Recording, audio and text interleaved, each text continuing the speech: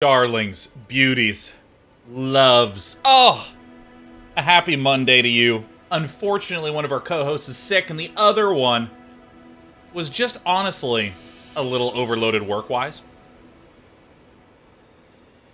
And I went, oh, I feel so sorry for me. I guess I'll play Elden Ring. So here we are. We're back, literally, at the first steps. And here's the thing. When I stepped off,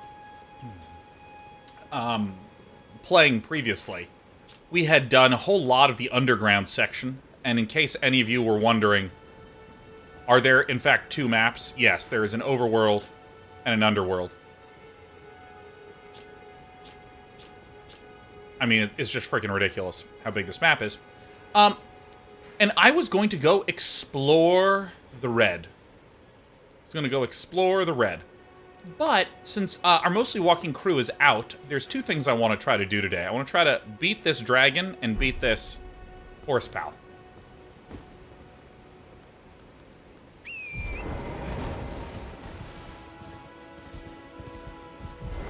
Oh, shit. Oh, my God. What are my controls? There we go.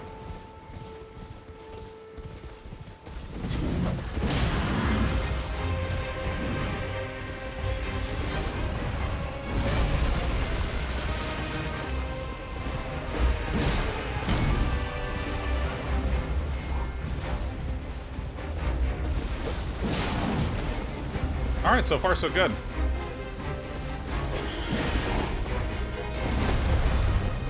Alright, I forgot to hit the sprint button.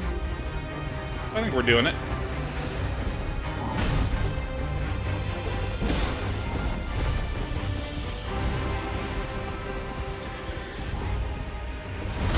Holy shit.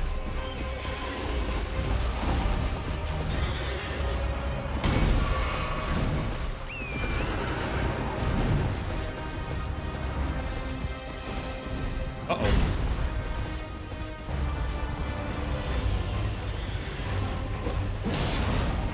Alright, we're doing it. Hey, Leprechaun. What up, man? What is this?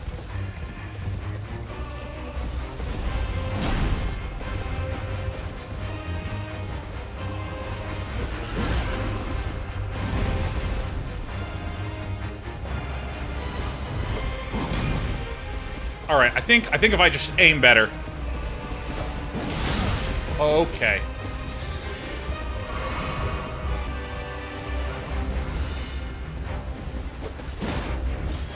Oh, what?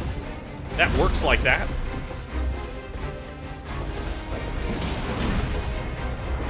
Oh, oh no! Oh no! Oh no! Get on the fucking... Oh! Oh! Oh! Oh, shit!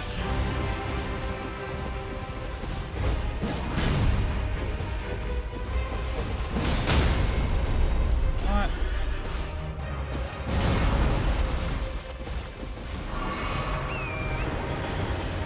Alright, we're vaguely doing it.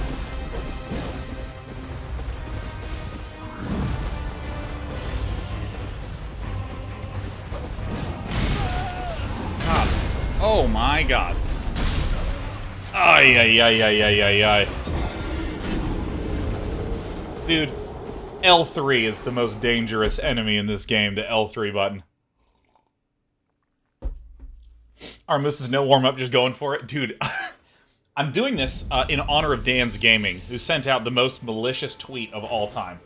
Who said, to unlock the horse in Elden Ring, you have to beat the guy on the horse at the start of the game. Whatever you do, beat him first before you go anywhere else. Let me blow my nose.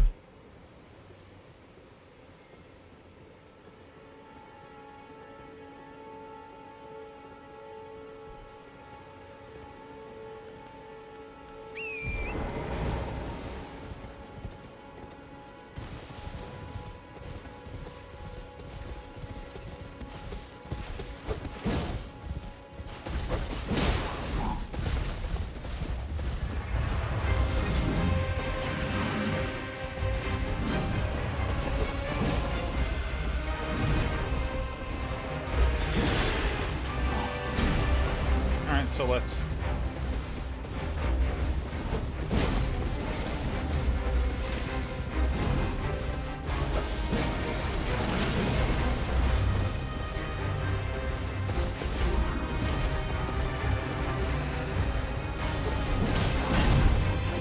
Can I, like, do this?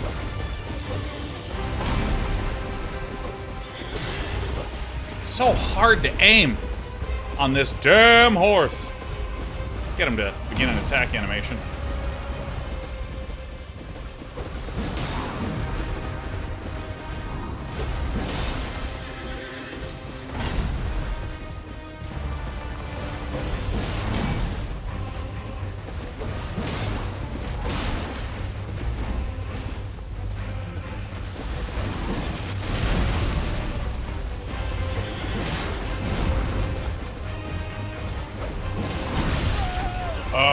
Very well. I'll have a drink. Oh, jump! Fuck. Oh yeah, my souls. I forgot about that.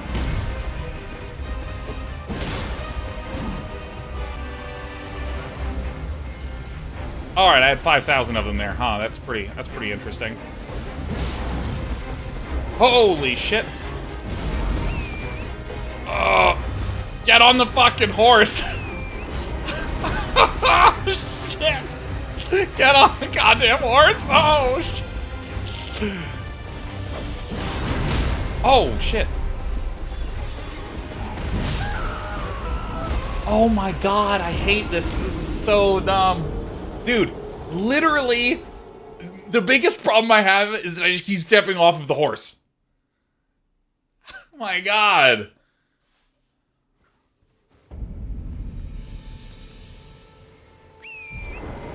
I might actually equip that to the hotbar, because I've never needed quick horse combat in my life. Rex Nabu says, hey dude, I'm glad to see you're stopping a blast with Elden Ring. Sorry I haven't been in chat recently. You've been in chat all the time. It's been a busy start to the month. I did the Discord, joined the Discord though, and posted some of our topless pics in the cooking channel. Man, hell yeah. Yeah.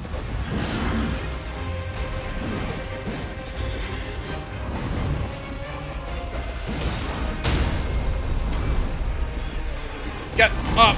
Get up!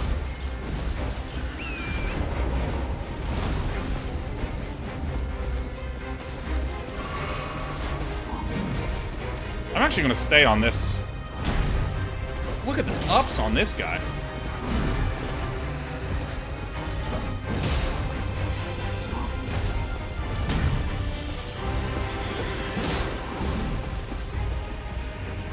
I mean, it's actually... I feel like you do so much damage to him, but if you mess up once, you just instantly die.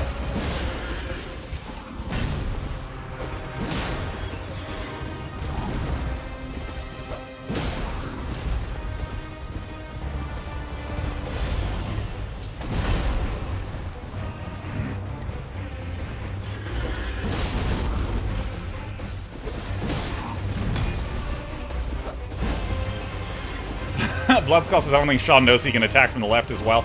Well, his weapon's on the right. And if you get behind him,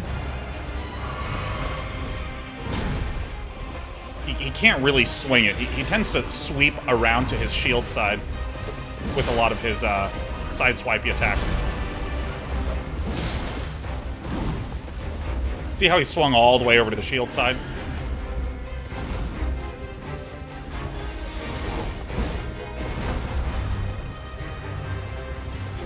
You know, here's the thing. Against some bosses, I'd be like, dude, I think we got him. With this guy, I literally have no idea, because, like, I'm always one hit away from death.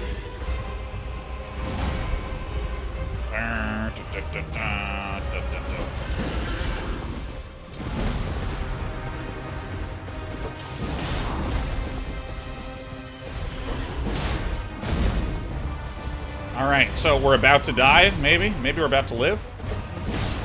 One more hit.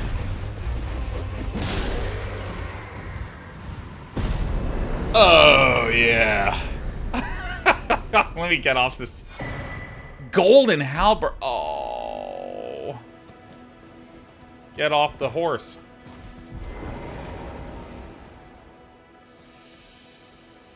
Easy. Easy game, easy life. Don't ask me twice.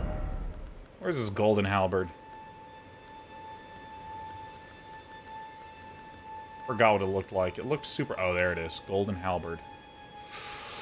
This might be our weapon. I know.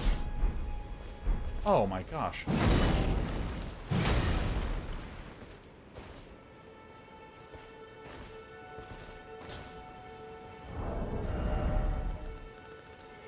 It does like as much damage as my longsword plus 7. Wrong halberd? What? Oh, I equipped the golem's halberd. Oh my gosh, I can't even read. Look at this golden halberd. Oh my god. Oh, Natrilix1 gifted us 10 subs. Ooh. Golem, golden. Who knows how to spell anyways? Who knows how to spell?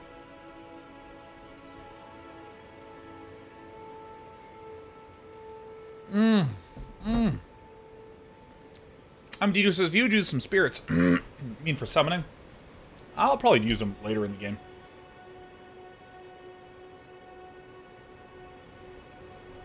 Check the skill on Golden Two-Hand if you hit it. There you go. Is this... Yeah. Is this the one you want? I can do it. I mean, I just hit the button. Like, it's pretty impressive, huh? Watch this. Here's the ability. There it is. Golden Vow. Yeah. Equip it two-handed? Sure, you got it. You got it. There you go. I don't have the stats for it, I think is what's happening.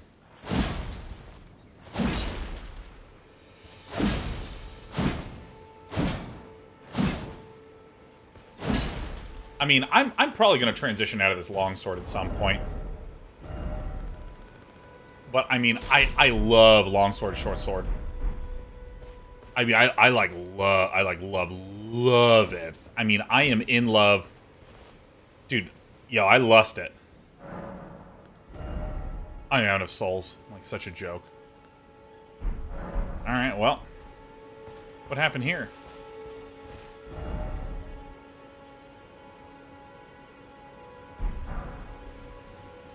Bravo. Every time I go back, it's so ridiculous. Dude, Darwin doesn't want you marry at all. Hey, Natrilix1, thank you for the 10 gifted subs, Natrilix1. Are you also completely absorbed in Elden Ring? This late night Elden Ring is mid-afternoon Elden Ring in Australia. Hey! Thrilled that we're broadcasting at a time that's Aussie-friendly. Ah!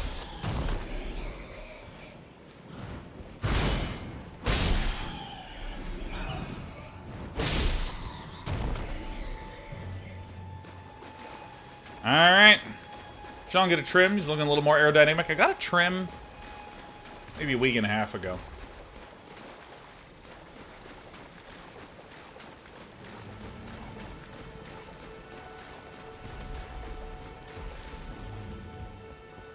So there's something I'm going to do that I think is really important. I'm going to kill this crab.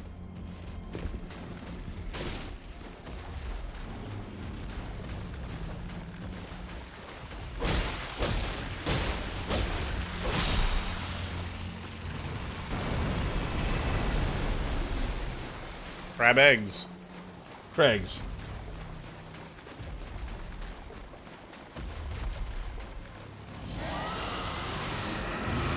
Flying dragon egg heal. Oh, let me do this.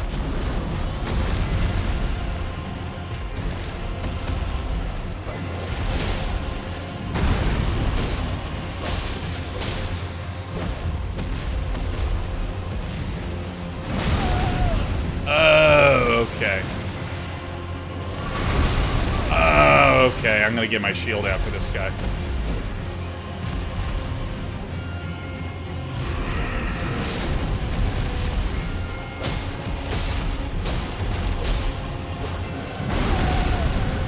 Okay. Drink it up.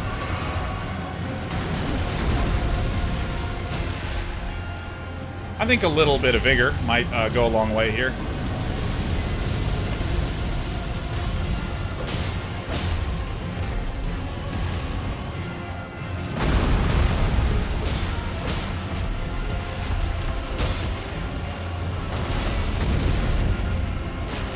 Roll for this.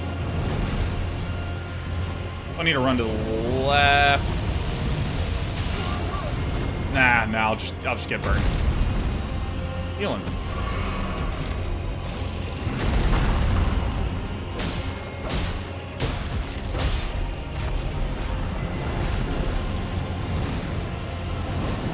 To the left, to the left.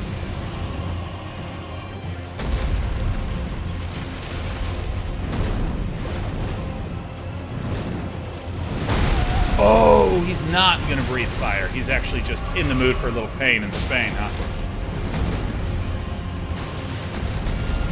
Get back here. Oh, he's going straight. Oh, he's fucking aiming. He's learning.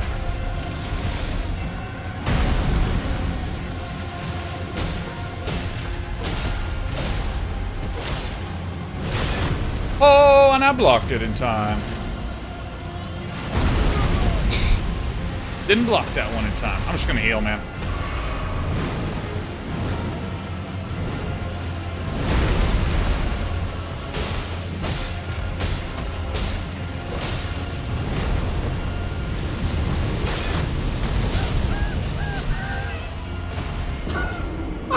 Ah, fuck, man. Ay, ay, ay, ay, ay. Dude. All these bosses in this area are just like, no, you can totally beat me. But I one-shot you every now and again. Like, every time. Like, I don't know what it is. Alright, equipment.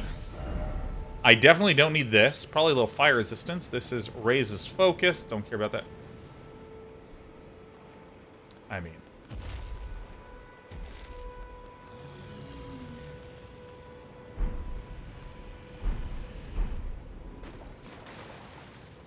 mean... Deidre says Sean the Rune Bear took 40k souls. Oh, 40k's no problem. You can earn that back.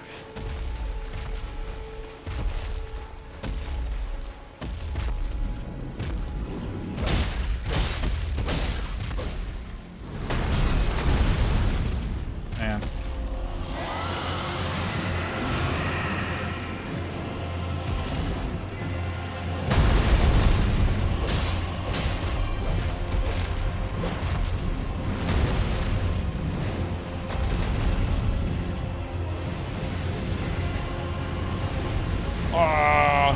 Hey, SB Television. Whoa! This fire's got some reach over here, man.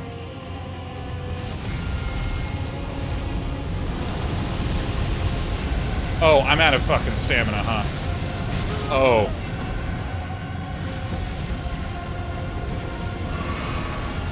Is this guy's only trick? He's a dragon and he just, like, breathes fire? Just a technically unsophisticated dragon. Dude, I'm not gonna be able to get close to this guy.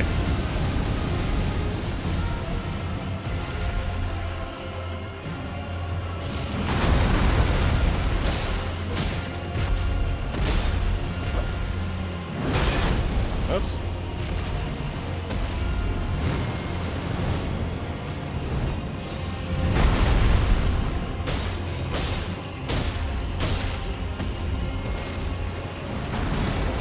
Oh yeah, he just trips you, huh?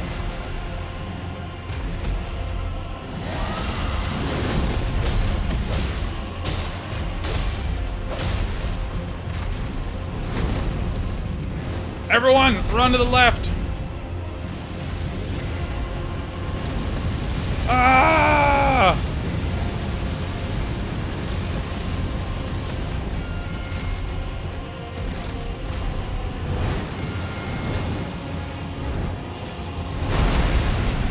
One, two, three, 4, 5.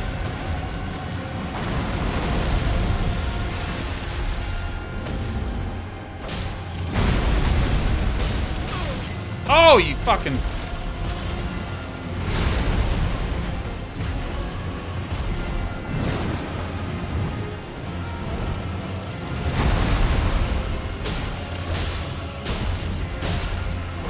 was when the dragon started working with the mosquito that I knew I was doomed. This fuck.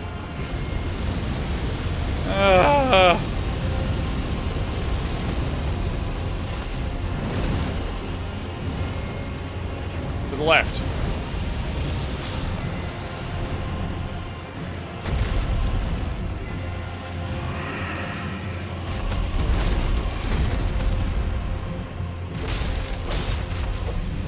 Hit him in the ankles.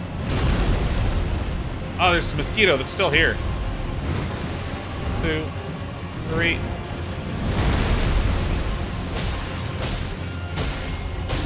Got him. Get the mosquito. Great enemy felled. I got a dragon heart. Oh, I never picked up my souls. Dude, I am just not even playing this game.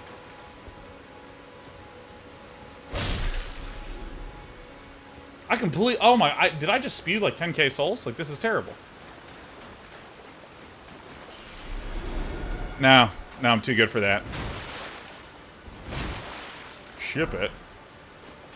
What is a dragon heart? Inventory. Is it... I hope it's like an equipable. Maybe it said, talisman?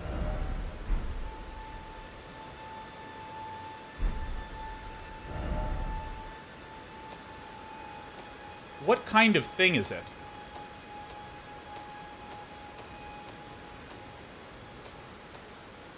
Can somebody tell me where it is in here?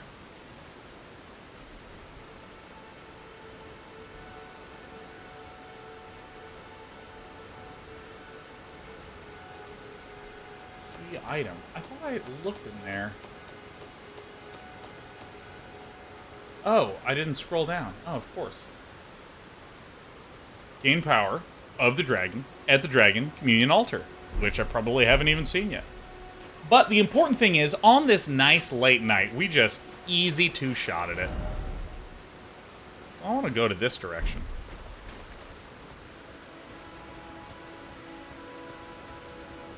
And as always, don't tell me what it's for. Don't tell me what it's for. Don't be like, oh, if you go away here, there's a location called Falundar, and you go to Falundar and you use this and talk to that person, it'll give you +4 strength. Let the man play.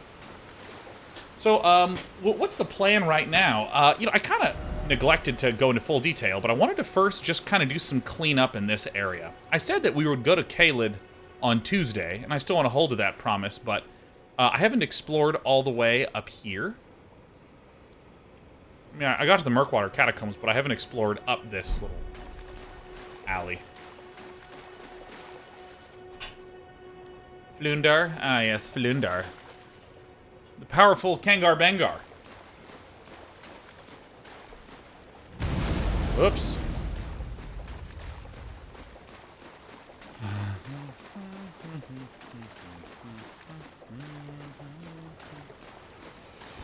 Anyone remember when I first encountered the dragon? I was just like fighting the crab and I was like wandering over in this area and then like all of a sudden fire is like enveloping me.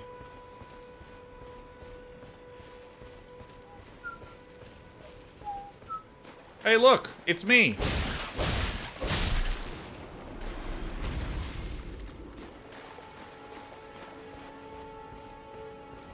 You know, turtles are the only things I haven't killed in this game. Day 9 says something with inventory that isn't disclosed. If you press left stick, it will allow you to sort by last acquired. That is a great, great thing to note. Strange pulling sensation says, pretty cool how in this case the altar and the heart can act as either key or lock depending on the order you find them. The heart tells you find this altar and you'll get cool powers, and I imagine if you found the altar you'd be like, need something dragonish to use. Yeah, in that case, like, okay, so for any of you who are curious what strange pulling sensation is referring to, I have this whole spiel about I get annoyed in games when I'm shown the lock before, or being shown the key before being shown the lock. And the simple example of this is in Metroidvania games. In Metroidvania games, when you see a tall place or like a high up place. You're like, God, how do I get up there? And you see something twinkling, and you go, ah. Kill him before he finishes vaping.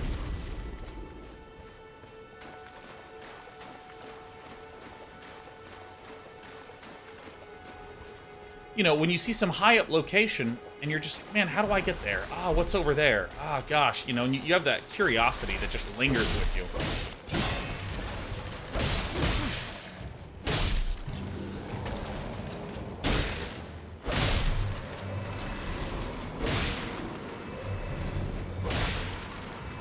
And then if there's this high up place and all of a sudden you get the ability to jump higher, you get excited because you've been curious. Ow. What? You get excited because you've had this curiosity just lingering with you. Whoa, they came from all sides, huh? You have this curiosity that's been lingering with you, and now you get the answer. And, you know, it's the same reason why a lot of action RPGs have loot on the ground that's unidentified, and then you identify the loot. Oh, you know, you're getting your present wrap, and then you're getting to find out what the present is. And there's been an unusual frequency, especially in the last year, of games that are just like, hey, here's double jump. And it's given to me before I even have a time to get excited, or feel locked away from something, or feel anticipation. Or, you know, like the really common one is the literal finding the key before you find the lock. You know, where you're just wandering around and it's just like, you have found the bronze key, and then you get to a door and it's just like, you use the bronze key on the bronze door. And Link to the Past, and more broadly Zelda, is just incredible at consistently giving you a tease. It shows you a locked chest or a locked door or a high place you can't reach with some sort of twinkling light behind it that makes you go, ooh, what's over there? And this is just really simple, solid, good design. And it's very repeatable design, you know, where the basic question you want to ask is, am I helping to build up a sensation of anticipation in my players? And, you know, like, okay, is it possible for them to see that there is this locked door always, or is it possible for them to accidentally avoid it?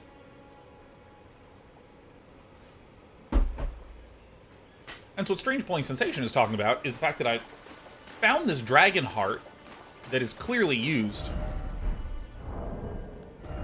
Let's see, what does it say?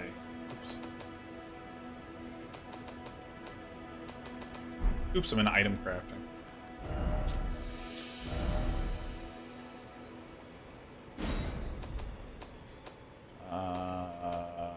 There. So this thing says, gain power of the dragons at the Dragon Communion altar. So this, in effect, is the key, right? I use it at the altar. Is this an inversion of this principle? Did they mess up or something like that? Well, the fact of the matter is, the emphasis is on whatever the disappointing / exciting side is. So, for instance... What?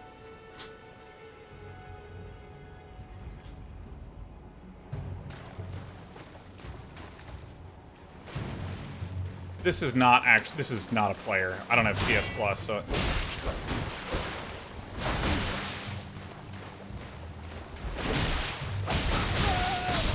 Holy shit.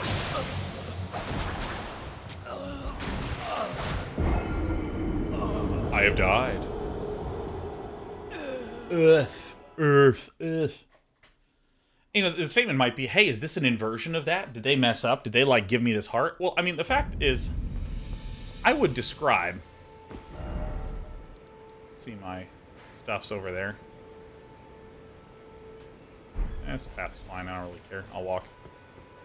What triggers that invasion? That is an NPC invasion. They're trying to get you used to the idea that people can invade you, so that way if an actual player does when you're connected to the internet, it's not the first time you've seen it before.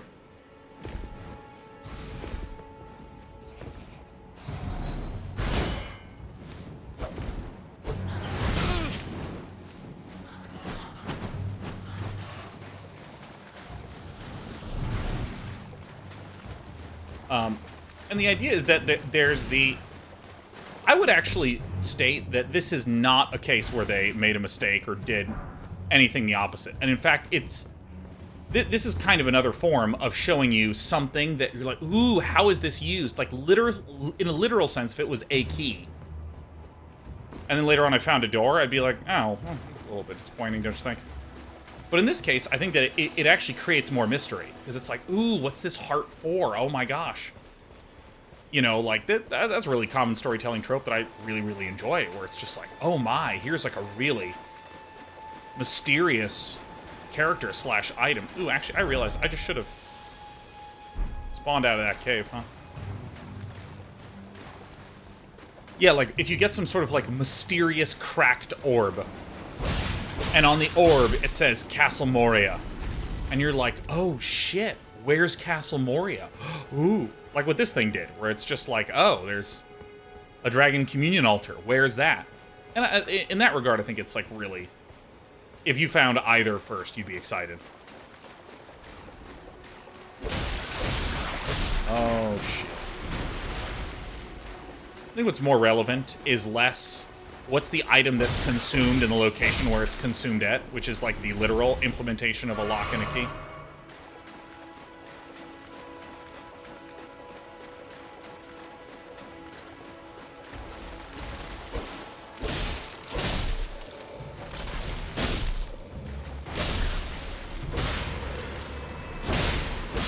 It's more about just that conceptual of the anticipation that I think is fucking kills me sometimes.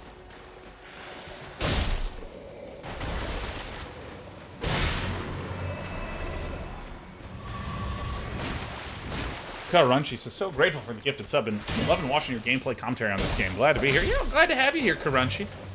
And although I'm sad to not be doing an episode of the finest Monday evening entertainment on the internet.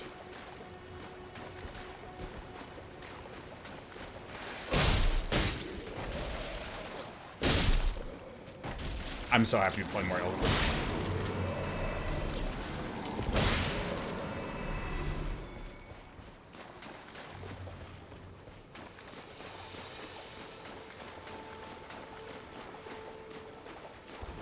Guy might be like an endless roller.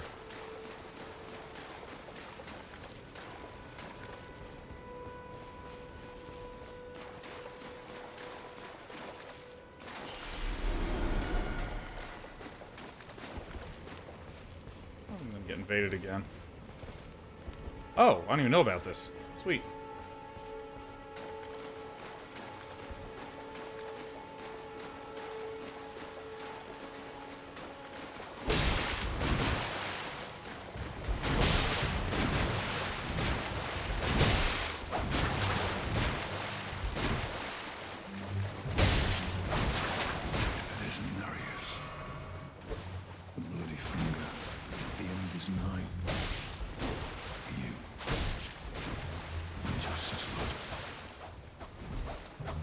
Is there another one that got summoned?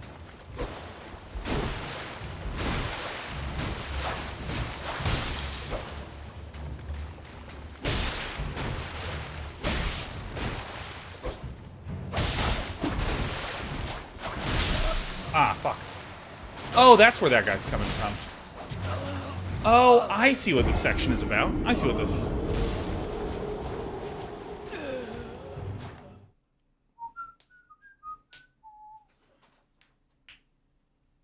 It's a little friend. Yeah, he sure took a while, huh? So I'm actually gonna try to go from, well...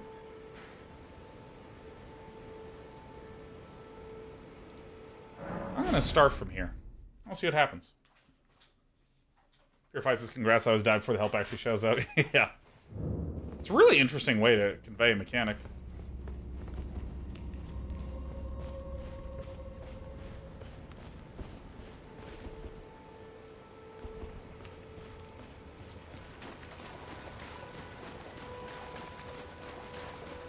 Oh, I have a horse you. Oh my god.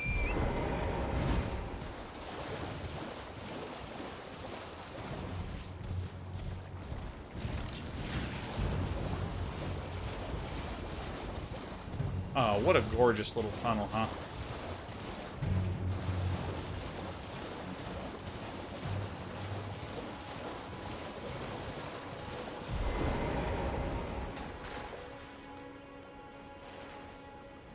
Oh my god. Well, this is better. Oh, we got the bloody finger boy.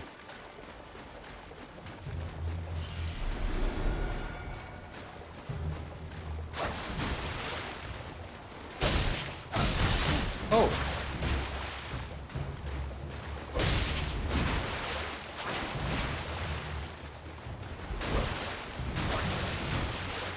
If it isn't Marius, the bloody finger, the end is nigh. For you. And just as blood. Yes.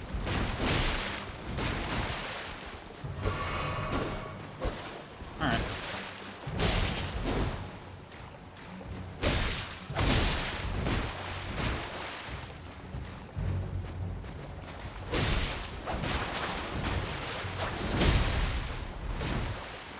Get him! With your 31 damage.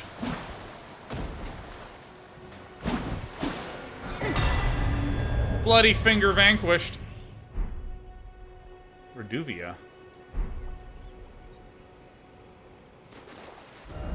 Wow. Sweet. Alright. What is... Oh, Reduvia. Causes blood loss buildup. That's actually so much blood loss buildup. 30? Holy shit. I don't have enough arc. What's arc even stand for in this game? Arcane? Who knew? Ian Portalini, how you doing?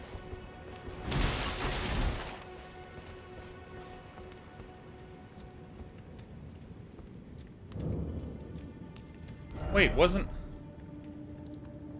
Oh, Murkwater Cave and Murkwater Catacombs are different things. Ew. Well, I'll just touch this and be leveling up my Vigor. Alright, here we go.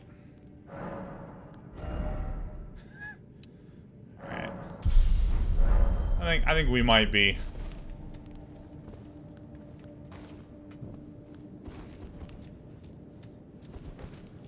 Well, that's not good. I mathed it. Hey, I mathed it. Mamma mia. How's it going? I mathed it.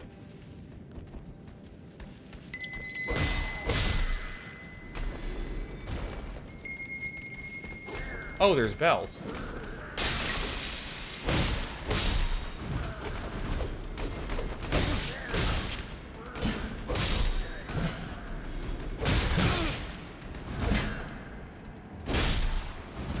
I mathed it. Thank you for the 5 gifted subs as we die. Oh, come on. Oh, there's... Oh, there's a drop-off. I was wondering what was going on.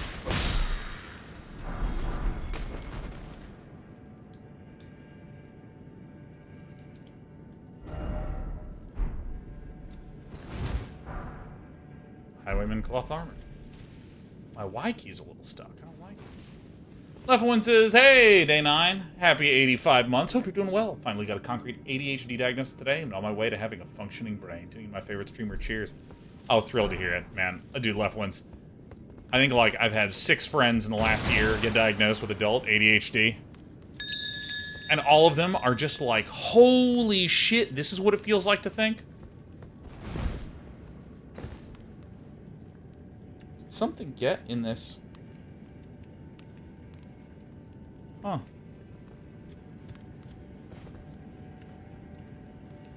Dude, Casual Zari, please. Please don't do that. Casual Zari says there is an option coming up that will be irreversible for the rest of the game. Aw, man. Aw, man, Casual Zari. Aw. You're killing me. Alright, I'll explore the other way. If I want help, I'll ask.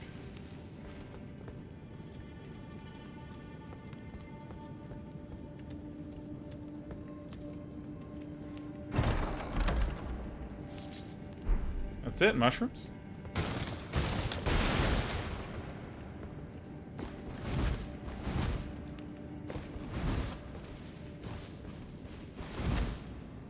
Been checking out the Elden Ring subreddit? Not really, Alkalaj. Not really. I got my game, you know.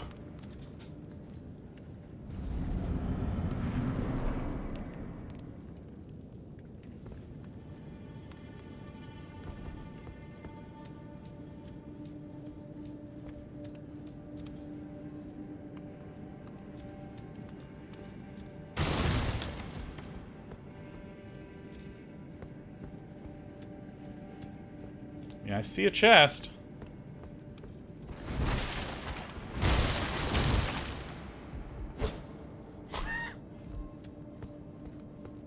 I mean,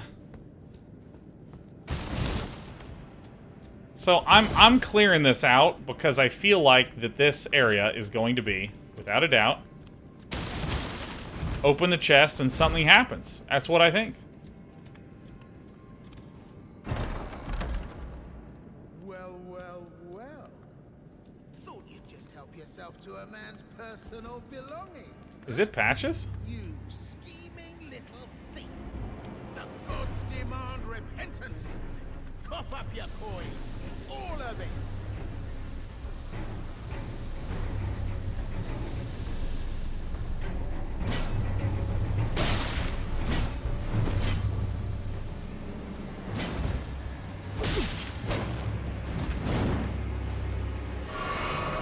Oh, we actually get to kill him. It's so nice.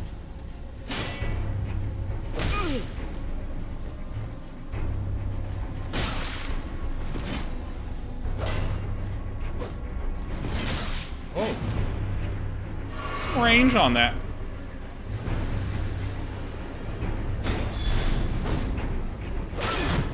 Oh, oh. Oh.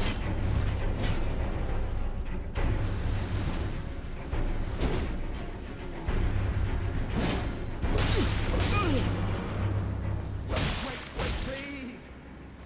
I surrender. White flag and all.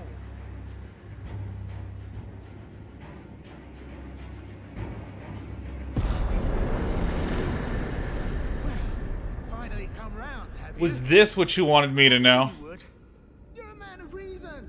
True and true.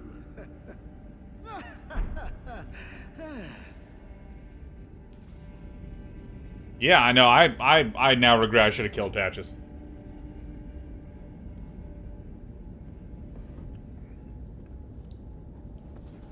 Ah. Well, what do you know? You're tarnished, like me. Now, how did I get that wrong? I took you for a demi-human or some such. Well, an innocent mistake, I assure you. Well, water under the bridge. Now we're squared up. How about we play nice from now on? All right, Casual Zari, what was it you wanted me to know? Forgive and forget. A true man of reason. I mean, I respawn. It's like not a deal if I die. I'm Patches. Patches the untethered. Tarnished like you, only free-spirited. Nomadic, you might say. Only for now, those retired soldiers turned bandits. They're paying for my gruel. In exchange for my, well, showing them the ropes. But honestly, this looting racket is bloody terrifying. Frankly, I'm ready to wash my hands clean.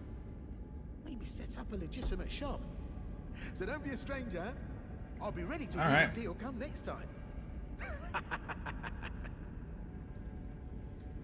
It's Minmin says, it seems to me that whether you find the key or the lock first, there's anticipation for discovering the other. Is there a difference between the two types of anticipation? Yeah, sure. Locations, locked doors, mysterious other sides beyond liminal spaces are incredibly desirable for us. So, for instance, if you see a great castle and there is a door and the door says locked, need a key.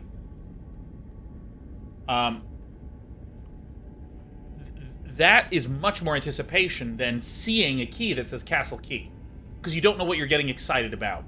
Just kind of like if you have a small present versus a huge present versus a present that kind of looks like that Lego set you wanted, there's much more to get excited about.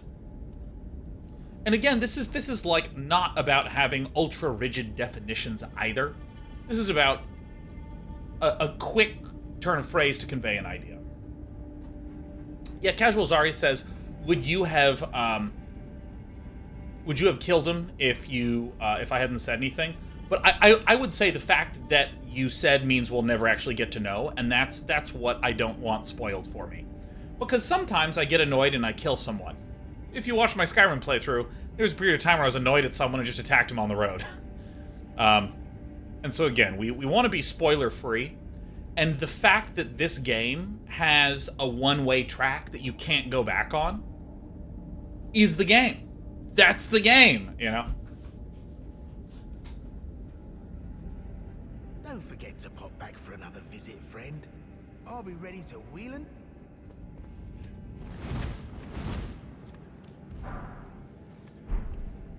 Oh, it's trash. Alright. Well, let's see. So we've explored all the way up... Well, I guess I haven't done this coastal area. I'm going to fill in some of the blanks. Yeah, so I'm not going to cross into the red territory. Let's say that, huh?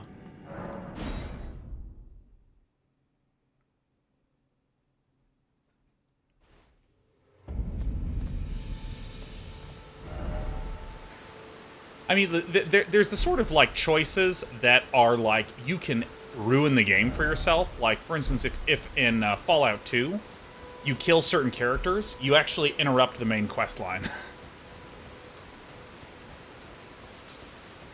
If you just, like, all of a sudden said, alright, I'm ready to play the game. And then you kill the person that causes you to be unable to play the game anymore.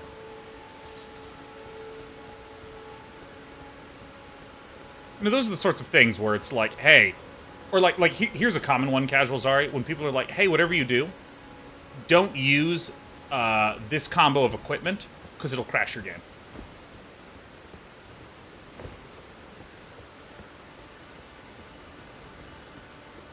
Casual Zari says, yeah, I guess that's true, but some people will be super disheartened by missing out on irreversible action. Yeah, I think that, so let's stress right now, Casual Zari, that you are trying to be really thoughtful to the gameplay experience.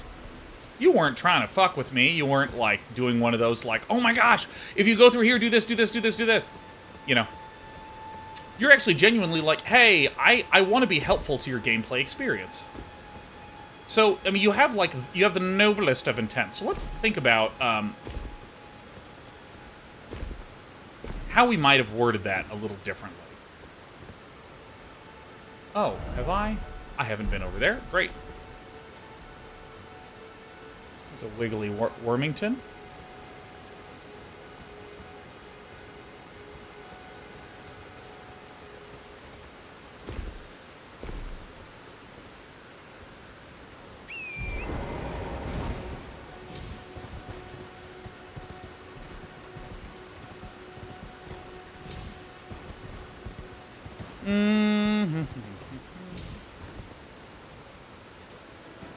Yeah, casuals are... I think that the way that I would generally say is that if you want to ask a question, think of how to frame it in a backward-looking instead of a forward-looking way.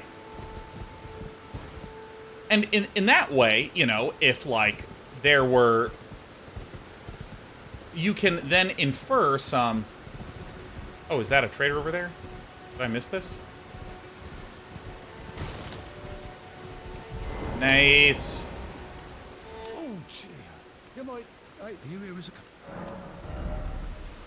Ow.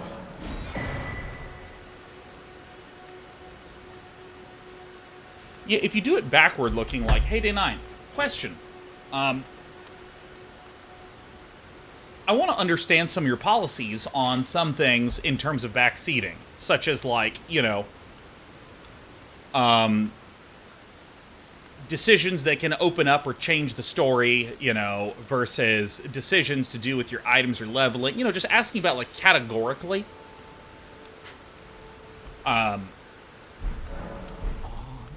You know, something that could make me infer, because, like, if you had said that, I'd be like, oh, no, I don't want any help with my build orders. And if there is something that can, like, actually change the course of things, like, I'm like, cool, whatever.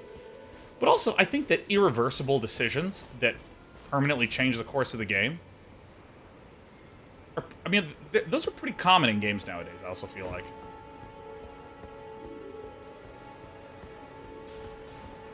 And how much do I have? 37? Yeah, because I think I want to find all the travelers. All the sales boys, because I really want to make sure that I get... Actually, how does this work, by the way? If I just hurl myself off the edge...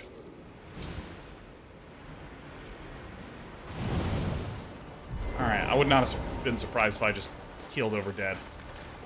That's how I probably would have done it, is state it in a backward-looking way. Like, hey, D9, question.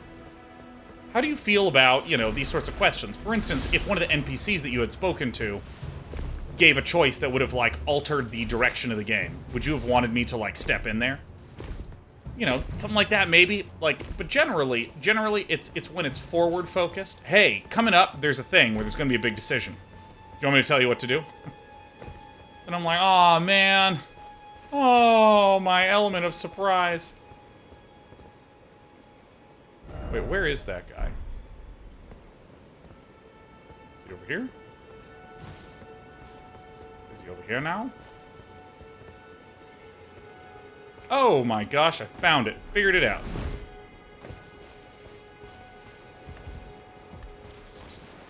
Turtleneck meat. Egads.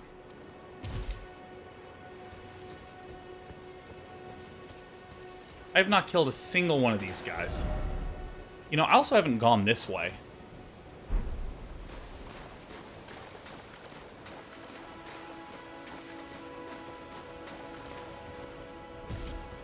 And also, I will say that this game is pretty diligent about not letting you accidentally kill people. Which is another nice thing, because in the previous Souls games, you'd see someone and you'd, like, go up and you'd swing at them. And then you'd be like, oh my god, fuck! So I think that, like, categorically, that's what I'd say, Casual Zari, is if you frame it in a way that sort of looks back at something I've done and asks how this situation would have been helpful, or not.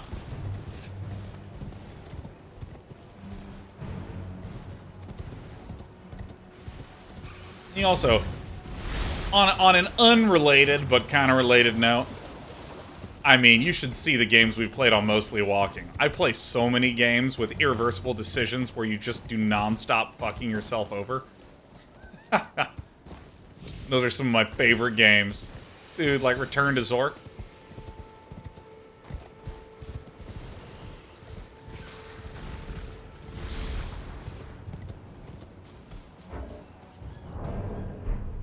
Wait a minute.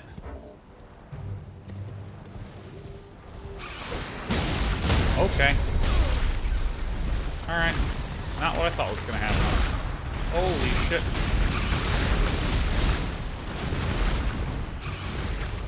Tentacles.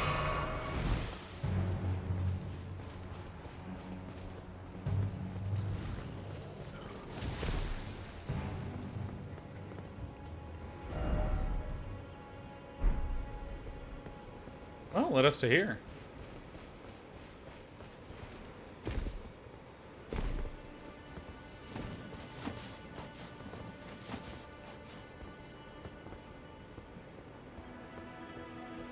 So some of these are like non-activatable. I assume because their air tree's dead. Their air tree's dead.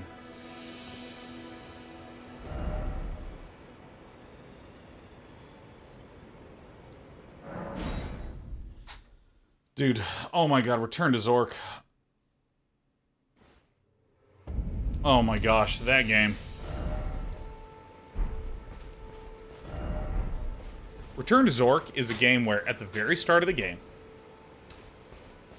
there is a plant, and you must dig up that plant and, like, put it in a pot. And if you don't do it, you just can't beat the game. And, like, if you don't do it early, the plant withers and dies, and you can't win, and you just need to know that you can't win.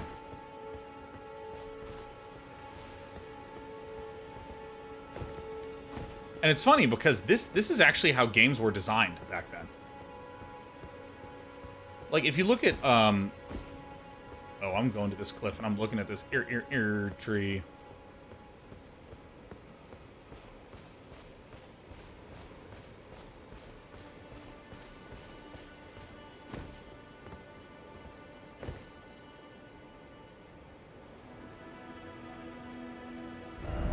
And that tree is like, I believe,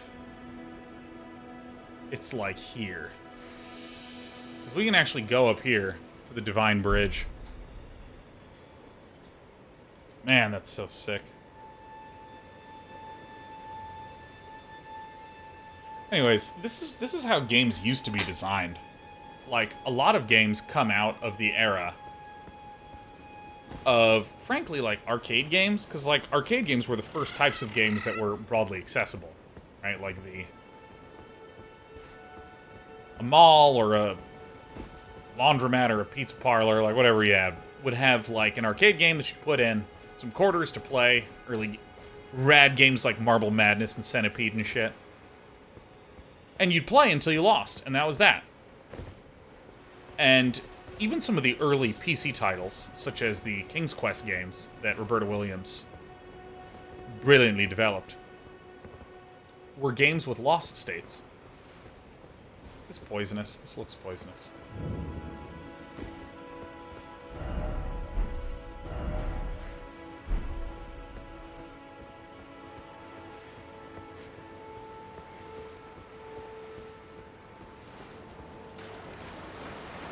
Nope, taking him out. So, like the King's Quest games, for instance. Oh.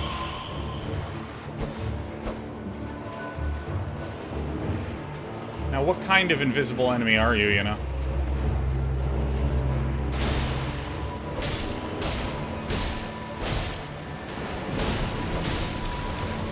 Oh!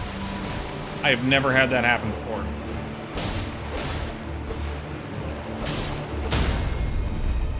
Oh.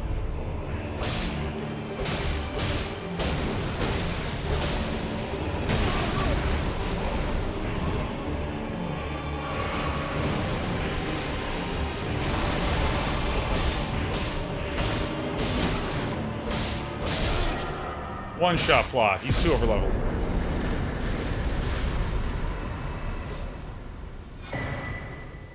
Deathwood. Skeletal militiaman ashes. Nice.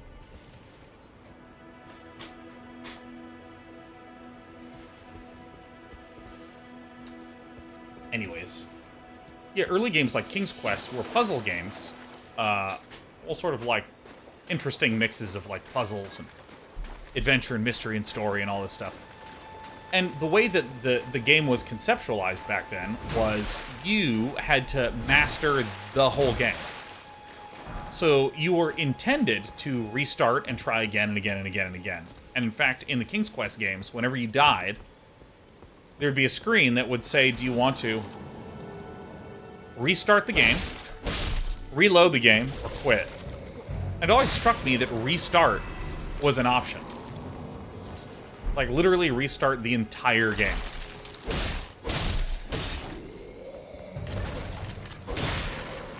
And in a lot of ways, we think of this sort of design as being, like, really antiquated. Like, dude, you should actually be able to, like, try again in your game, you know? And it should, like, give you a warning, and there should be saving and loading, you know? But many games nowadays still have that idea that, like, oh, you are able to have messed it up, and you should try over again. So something like Civilization. These grand strategy games.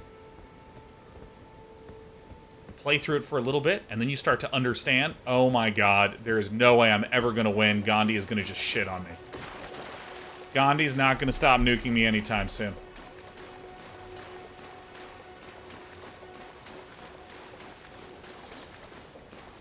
And so you restart. And the fun of the game is that you get to restart and you get to adjust your trajectory. And it's fun to tune your trajectory. Roguelikes very literally do this as the core mechanic. But even something like, you know, I see Lefowins posted about Path of Exile. Path of Exile is like a brilliant modern-day example. Where that game, the point of it is that you're supposed to start leveling up and swimming your way through this skill tree, and then you're supposed to go, okay, I see. I see what I did wrong, and I'm going to try a different build. And you get the joy of the, you know, 0 to 100 experience. Or whatever the axes are.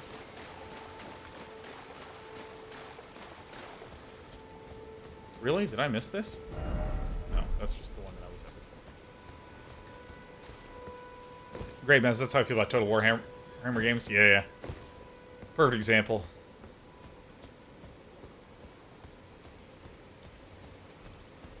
Ethan, I'm just trying to clear out the areas before I head to Caelid tomorrow.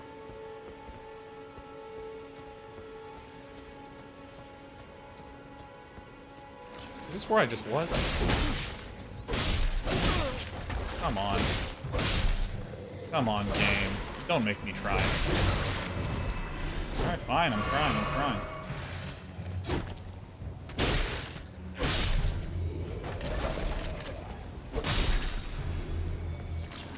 Ian Tortellini says, this game seems very long. Do you think the game being as long as this ruins replayability? I think that they're just completely orthogonal. I think they have nothing to do with each other. Because something like Inside... Actually, Inside's a bad example. Maybe it's an okay example. Oh. Did you hear that? I hear that. Aha. A game like Inside that is about 3 or 4 hours long, I actually think it's not a very good game for replayability. Because you get the entire experience, and then you're like, alright, I'm good. A game like this, I mean, my Twitter feed is filled with people going through this their first time, saying what they're going to go and do in their second time. And similarly, like... Or like, was anyone watching Maynard yesterday? I opened up Maynard's stream, and he seemed disgustingly over-leveled, and I assumed that he was on a New Game Plus, since that guy is like a Souls fanatic. I actually need to work my way back up here, huh?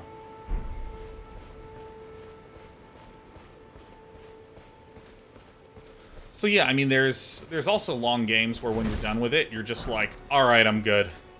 But I don't know, frankly, I think that, like, some of my favorite games to replay are the ones that I've played the most.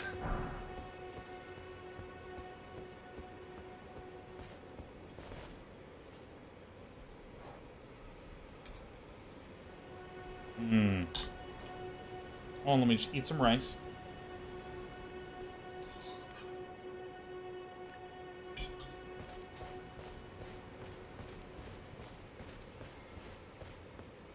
Oh, well, that's how I get up. Perfect. Is there a rune bear down here?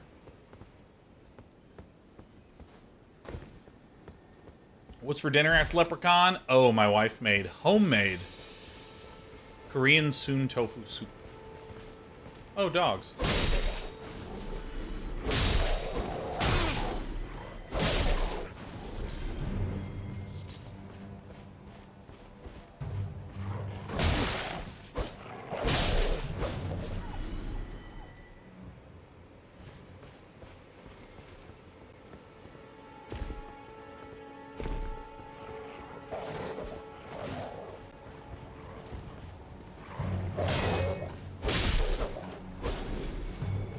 Did I just one-shot Mama Bear? I'm so sick.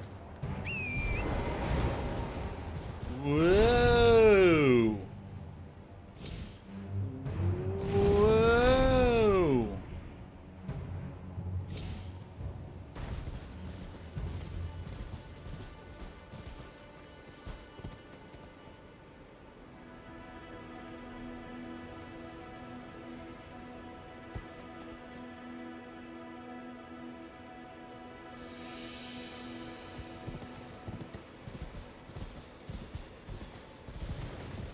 I'm gonna horse it for a little bit.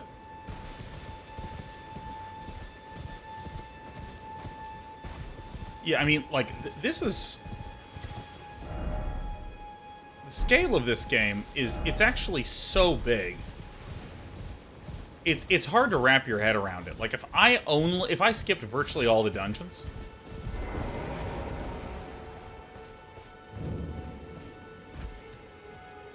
I would still play it for like 80 hours. It's just an absolutely alarming amount of content. I already wander through here and get the stuff.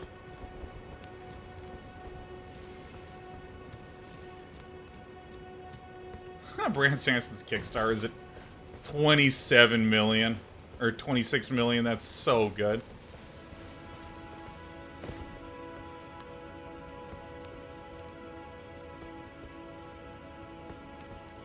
Alright, I always get there eventually.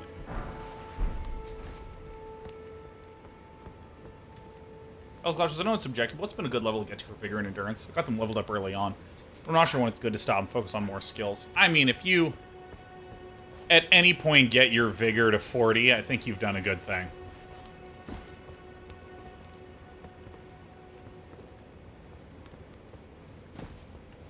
$40's a lot.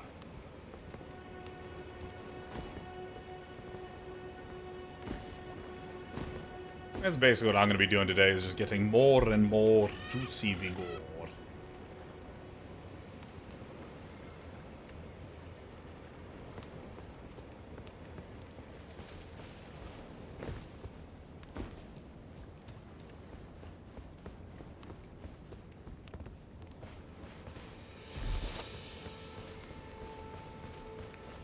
This game, like, dude, this game is, it's literally so much better than most of the open world games that I've played.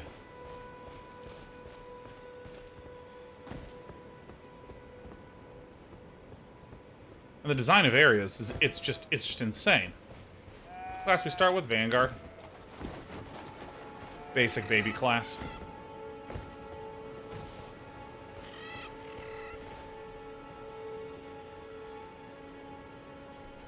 And, I mean, I gotta be honest, like,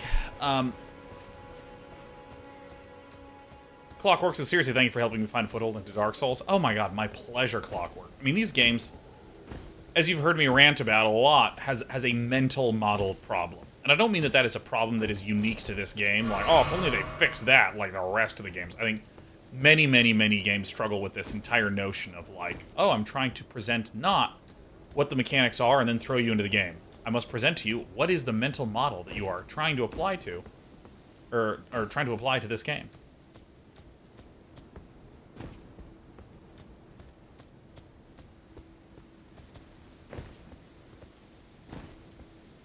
Because I literally did not know that there was anywhere else to go but the graveyard. Mm-hmm. Exactly what I did when I first played. Anastasia, Tarnished Eater. Hello. As long as you don't have bleed.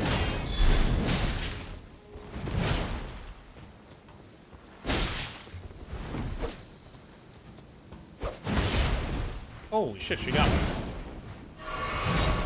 Oh, she plays like a real human.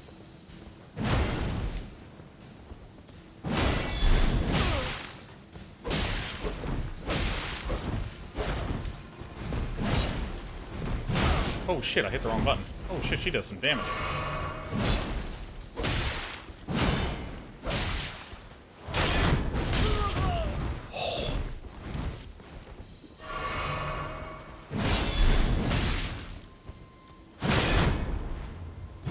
Dude, that breaks. Everything she does. Oh my god. Become souls, Anastasia. Amsh. Way harder than I expected.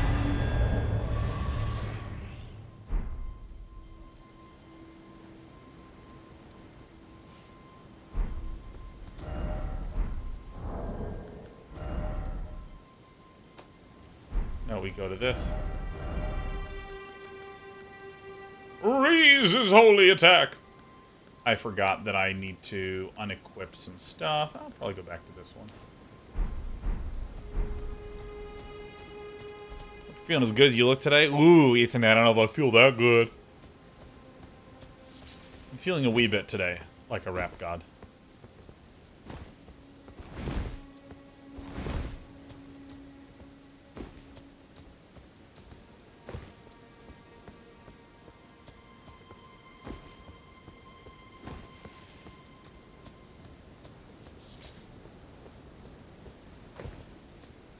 Oh my gosh, do we get some questing items? Smoldering Church! The El Grace was discovered. What am I getting? Nomadic Warriors Cookbook. Missionaries Cookbook.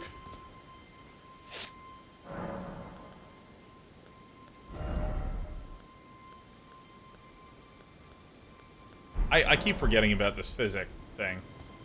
We discovered this at the end of last game. Last playthrough. You know, I'm gonna get this one ready.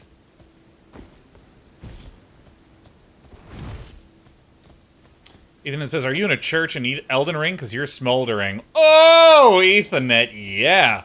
Oh my god, provide me with those boosts. Are you kidding me? Like, oh my god, look, come on. That is about what I am talking. So we were actually over there yesterday. Like right in front of that, where there's the great jar.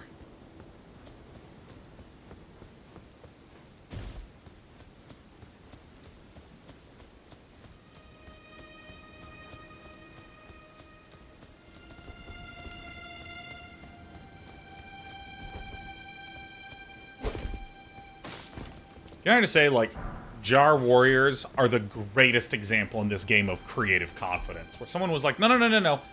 There are living jars, all right? Do you hear me? There's just literally living jars, and they're cool, all right? They're cool. Lord Godfrey. At last, at the end of his campaign, his golden armies unvanquished and unbowed. Yet finds grace lost, tattered and faded.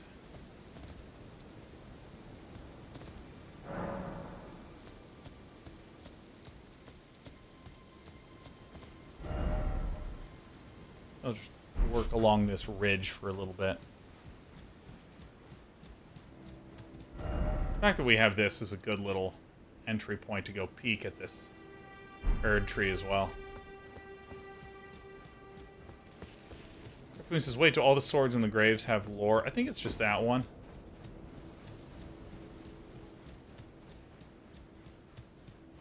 Yeah, it looks like it's just this one with its little glowing white.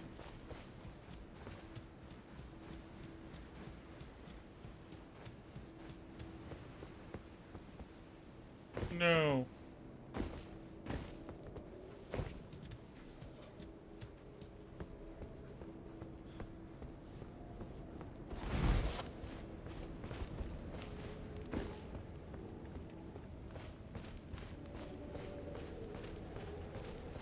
It's so cool knowing that I've visited those Erd trees. Try, I still know how Ashes of War work. I know it gives you a move, but I don't understand the whole standard heavy keen options. Yeah, I can explain that to you in a hop, skip, and a jump. Oh, I see. That is somewhere overhanging here. So I'll explain it as I walk. So Ashes of War do two things. Two things. And I'll explain how the options work in a moment. They do two things. One of the things that an Ash of War will do is it'll give you a move. So, you know, like for instance, one of mine... Oh, that's... I hit the wrong button, excuse me. One of mine has this War Stomp.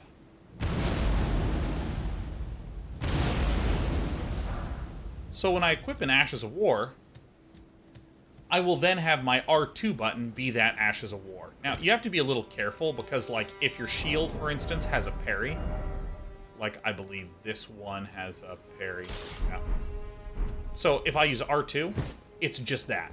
So if my shield has an ability and my sword has an ability, it'll default to the shield's ability. But you'll notice that, see this? See right here where it says parry? That's the Ashes of War capability. So then if I get this heater shield, remove this heater shield and replace it with this brass shield, you'll see there's no skill. Whereas my sword has Storm Stomp. So that's the first thing that you need to understand about the system, is that you are giving yourself the ability... Oh, hi. I think that's Blight or Rot, or one of the two.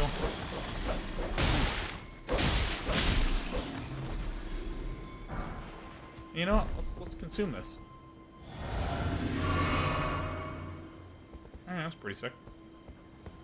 First thing it does is it gives you an ability, but if you have multiple abilities on your things, it will default to your shield.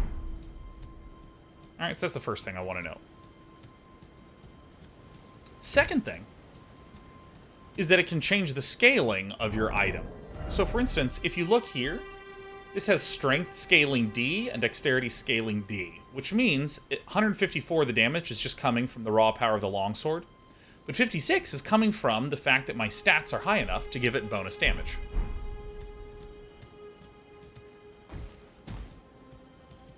Some Ashes of War allow you to have the option to change the scaling on things.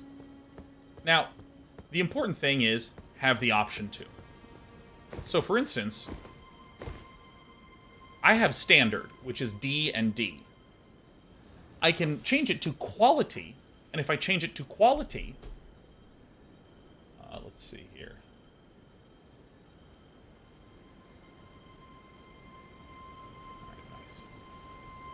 If I switch to Quality, that will decrease the base damage of the longsword and make it do C scaling.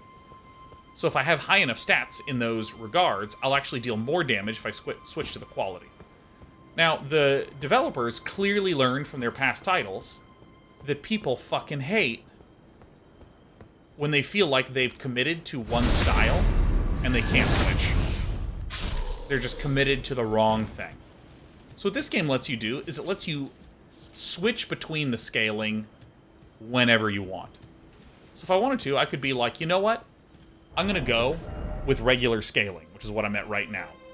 Hence this sort of DD. And later, I can switch that to keen or, you know, heavy. I think keen is strength scaling and quality is strength dex scaling.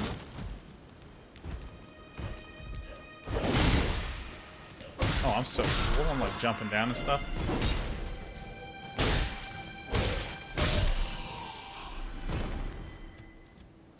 And so, you can equip an Ash of War, like I've done, use the ability, and not use the scaling value. And I quite like that.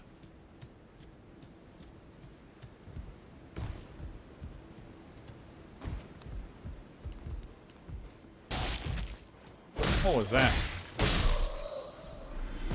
You got it, Dracus. I think the criticism that I have heard before that I just think makes sense is that some things, like the way that Ashes of War work, the way that spellcasting works, it could use some explanation.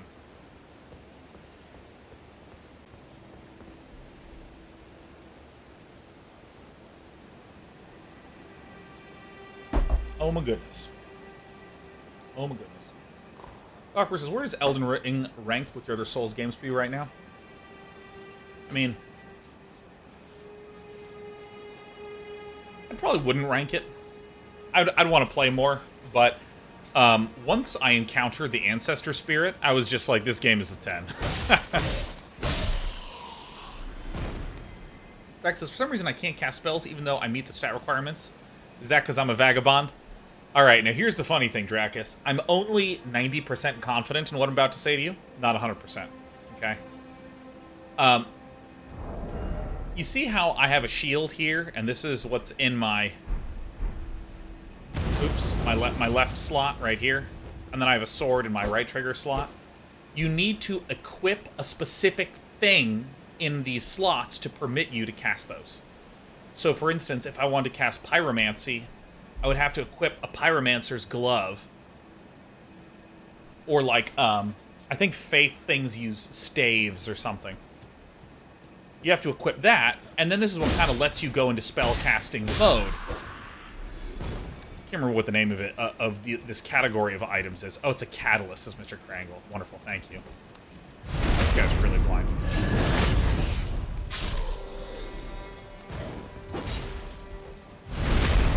Rams, yeah, Wolf, seeing you get emotional in the fight against the Ancestor Spirit was one of the most real moments I've seen on Twitch, dude.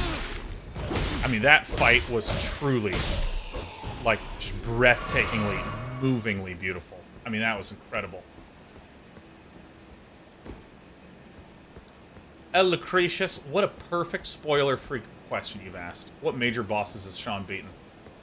I have beaten Godric and the Margit the Fell.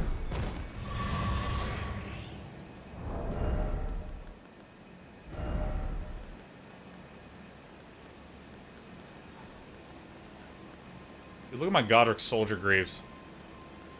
These things are beastly. Yeah, I beat Margit the Fell. Ooman.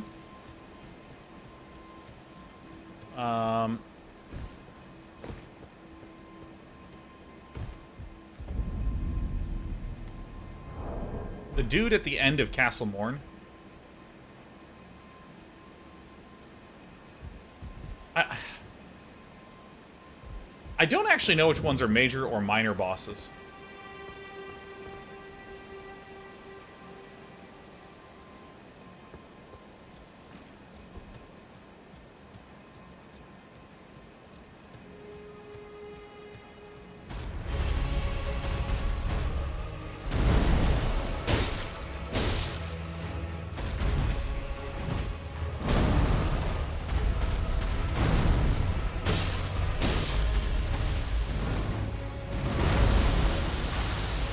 Oh, he's blighted.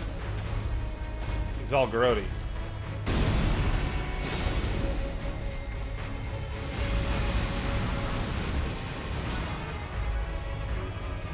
Oh, that's sweet. It's the same as the other Erdtree avatar. The Erdtree. Oh. Oh. You need me? I'll be rolling a little too early.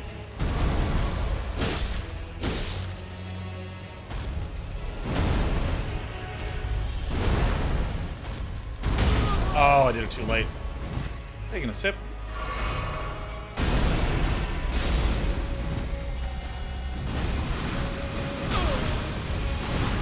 Alright, taking a sip.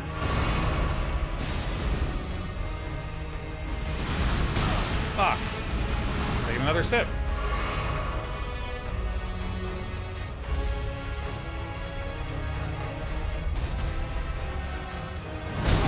Fuck me, man.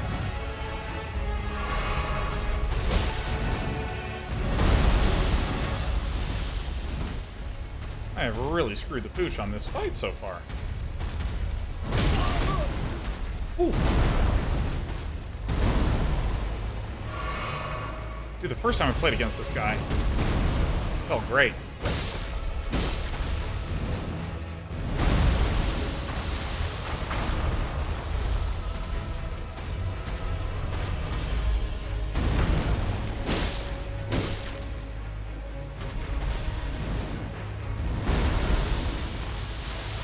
Will he? Oh shit, oh fuck. Holy shit. Look at how much damage that did to me.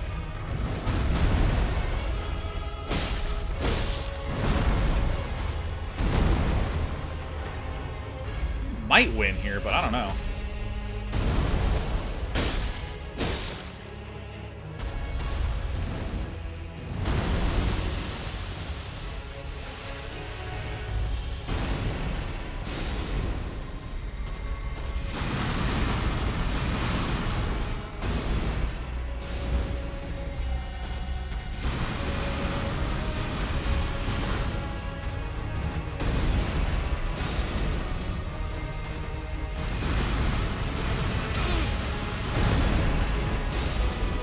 Dude, come on. Give me a break. He's probably seeing me run away and it's like, oh, dude, give me a break.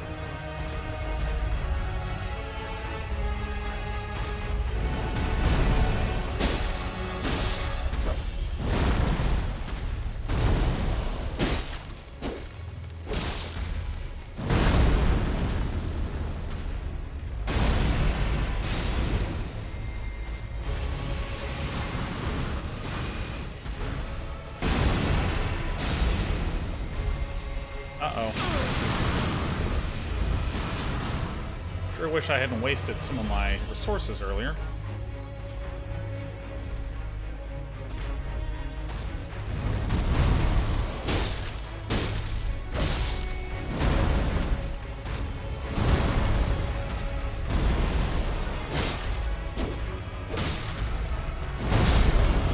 Oh, he stomps into me. Alright, this will be a good boss.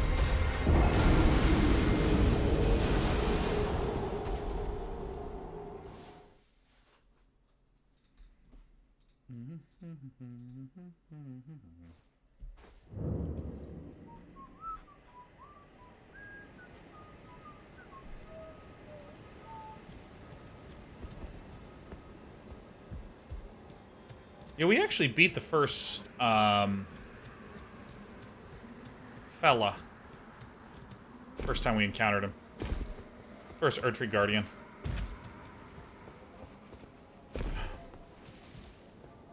On the topic of George R. R. Martin and Winds of Winter. Let's go there. Come on, let's bring it up.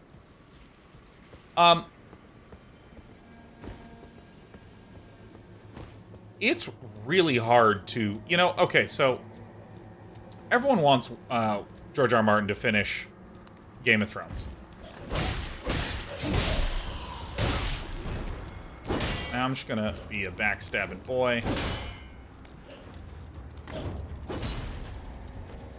Everyone wants him to finish it. Yeah.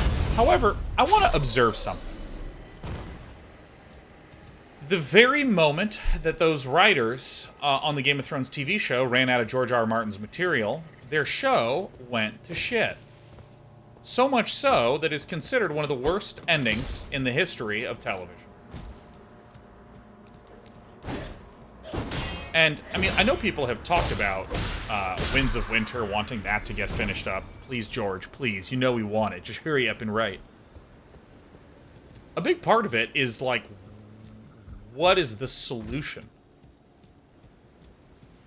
Like, it's really hard to make things connect together when you're writing linear stories. Like, I want to just stress, it is easier to write the almost anthology-style writing that you need for something like this. Like, if you just say, Caelid became a poison swamp. It doesn't matter when or how for the excuse me, it doesn't matter when or how in an exact sequence that happened from a player's perspective. Because the player is not going to experience it in a sequential perspective. They're just going to kind of come to this swampy area. Yeah. Oh, get me the fuck out.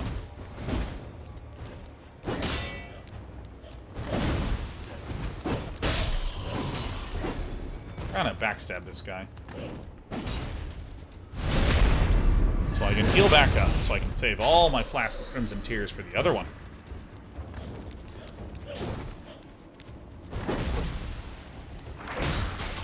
Oops. And so what I mean by that is that, like, if you just... Well, I'll take Dark Souls since I know Dark Souls better. Like... Alright, I'll just kill you. If you have something like, oh, here is a poisonous swamp with a spider queen in it. Or, here is an area where someone tried to cast a spell to save the lands, and instead they messed up, and now endless lava is pouring out of an enemy, named the Ceaseless Discharge.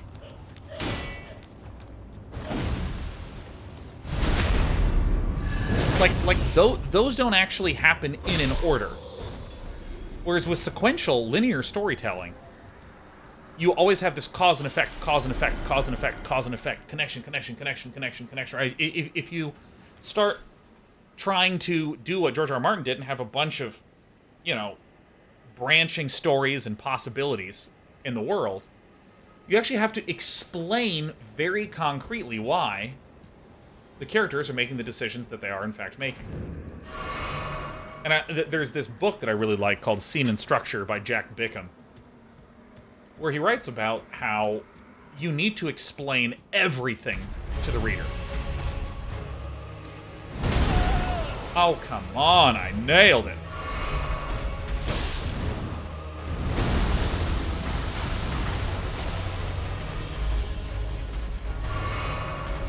Where I have a...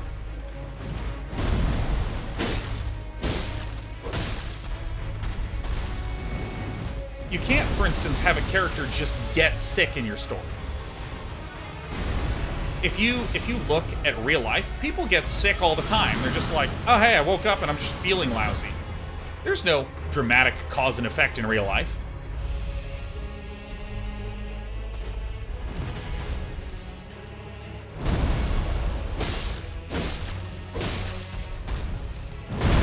Oh, saw it too late.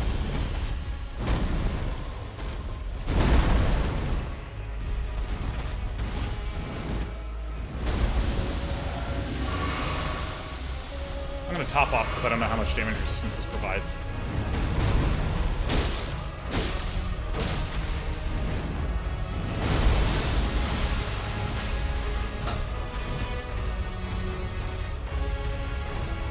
Was my bubble done?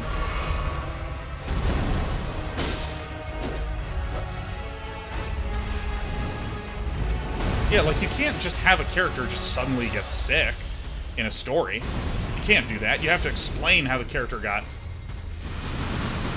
staying up super late and their immune system was getting really bad. This is a terrible idea. Dude, I might actually have to come back to this guy when I have a little bit more vigor.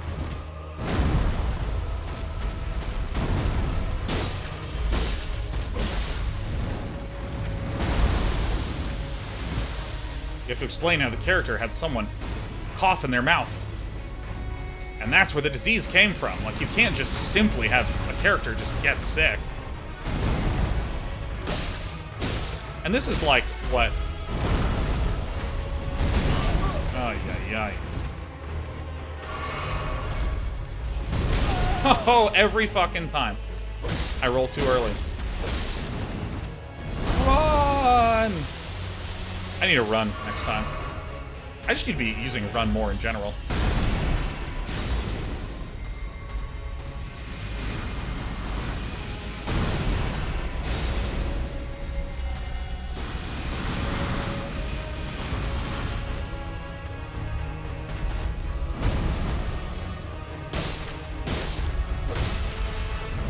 Run! Oh my god, talking about the idea of linear storytelling while dodging shit is really a pain in the ass. Oh, really? The last one hits me?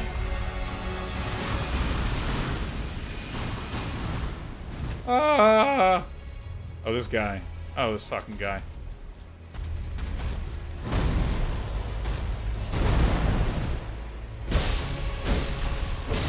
Ah! Well, I feel like I have the pattern pretty good now. To the left, to the left.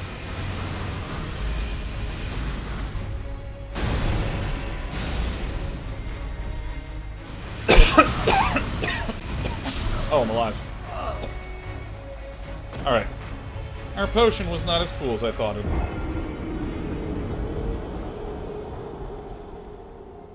Anyways. You have to deal with cause and effect in linear storytelling. And so, like, George R. R. Martin's written about the sort of problems that he's run into when he's been trying to... What do I want to do?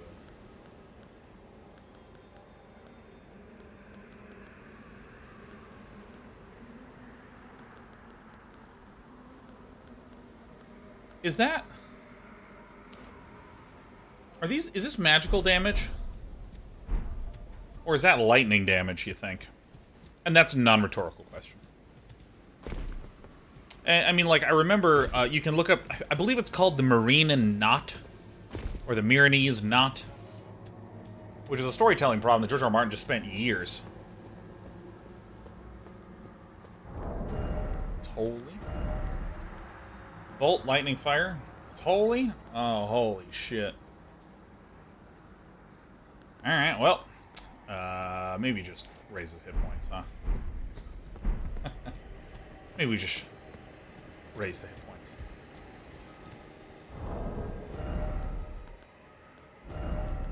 I'm gonna do this for now.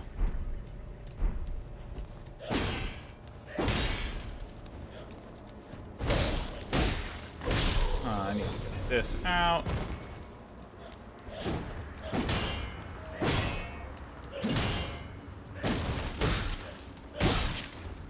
Turn around. You know, whatever. Ooh, Guardian Bracers.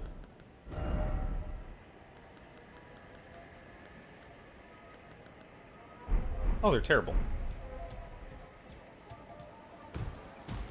And so for that reason, I think that, like, it makes sense that, like, if you take a break and you write in a world that is a gameplay setting, it's way easier with this anthology-style writing to just, like, you know, kind of shift a little this way, shift a little that way. you know, oh, over here, there's an enemy that works this way because this is about their history, and there you go. You don't really need to worry about the sort of kind of stuff you'd have to worry about with Game of Thrones. Linear storytelling style.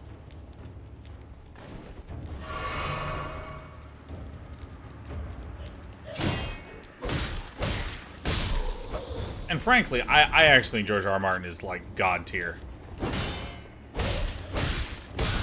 I remember when people were like, I don't know why he just doesn't hurry up and write. Like, oh my god. Like, he just should...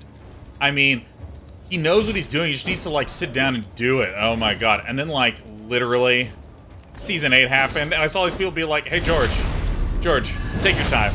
Take your time. It just cracked me up. Like, don't worry. You need a little bit more? That makes sense. That makes sense.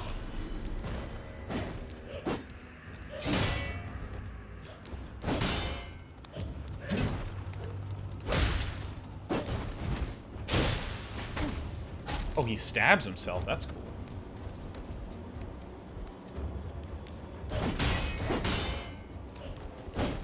I'm waiting for him to do his little lunge dive attack thing. He, like, jumps. I mean, I really want to have an extra flask here.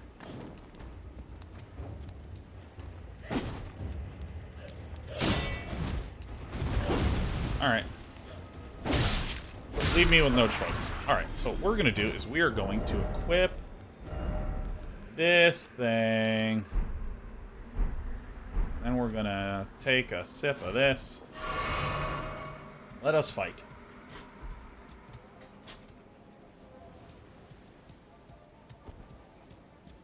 Now, I just need to... Oh, hi.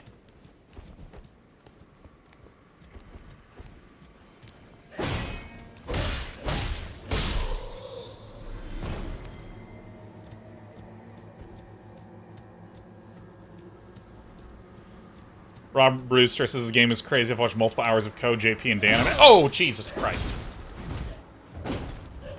Thought I got them all. Oh, fuck. Well. Oh my god, scared the shit out of me.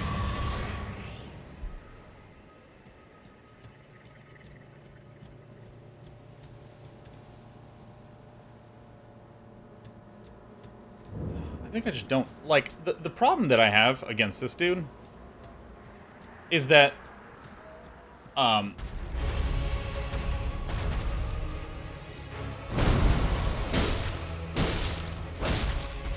he has a really simple loop where he just, like, I hit him 3 times, he shoots this out, then he stomps and goes bang, bang, bang, bang, bang at me.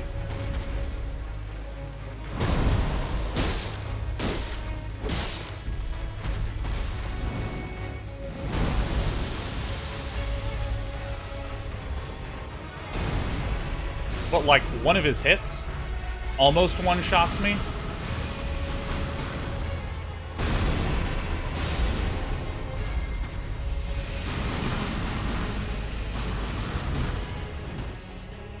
So I, like, need to constantly reheal. Oh, I have 8 flasks. That's incredible. I didn't realize that killing them all would replenish them. Holy shit. Having a sip.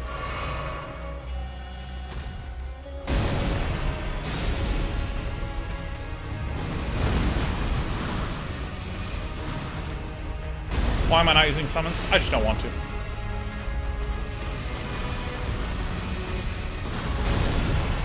Ah, shit, I'm too far this way. Oh.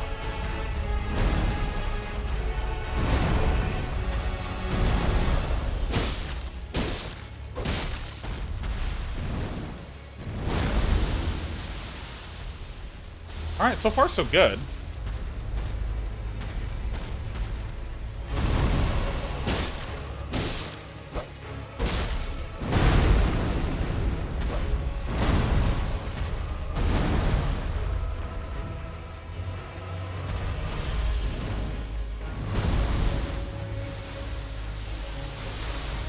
I'm gonna try to work my way to the left.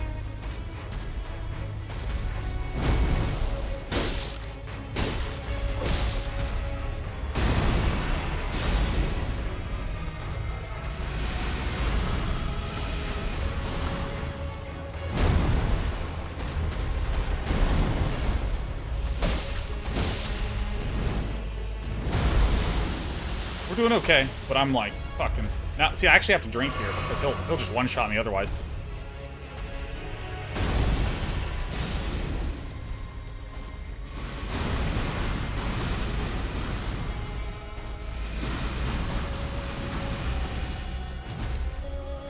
Dude, we get it. We get it. Ah, fuck.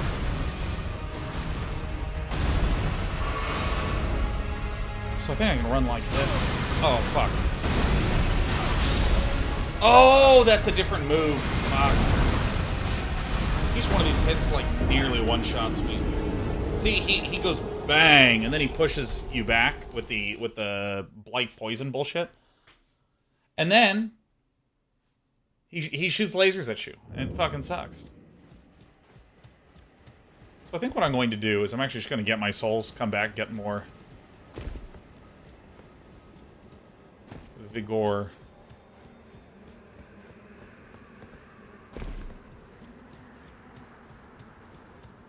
Just go elsewhere.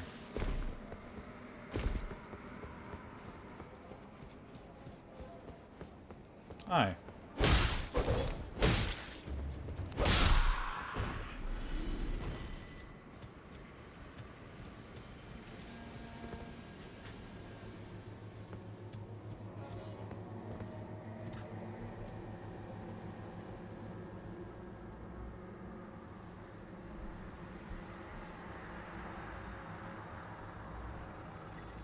Hey, everyone who's in chat getting heated about asking me about summons. Cool it, everyone. Cool it. Cool it. Everyone take a step back. I can see the, like, what were you guys expecting? Well, what did you expect the answer to be? I'm seeing this sort of tone. I'm seeing this sort of tone. Just chill. Just chill, everyone.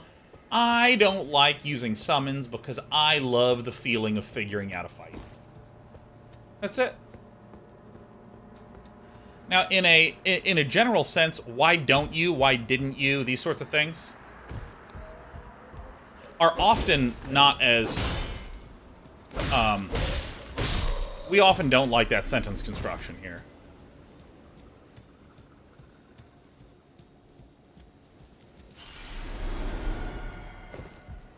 And if someone does use that sort of language, as Bobag writes, you know, people should feel comfortable asking questions and not have to worry about people being like, well, dude, this is just, it's not the way he plays, etc. Because there's something that, oops.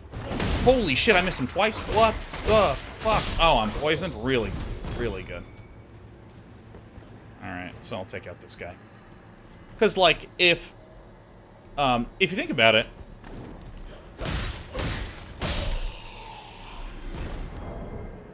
I'm just gonna go home, man. I'm gonna go here. If you think about it, most people who are showing up, who are asking things, haven't been closely watching chat. Well, actually, let's be even more accurate. If I answered 100% of questions that people had for me, 20 minutes later, half those people are gone and another new set are in who will ask the same old thing. So I think that it's easy to fall into the trap of being like, oh my god, aren't you listening? Day9 says don't ask holy shit, 34? Day9 says don't ask questions in this way. When it literally might have just showed up. And this might be their first question, so. Part of making this a welcoming environment is about if someone's, you know, says, hey, why didn't you? Why don't you? And you've heard me talk about how I prefer other wordings. Other wordings are more effective forms of communication.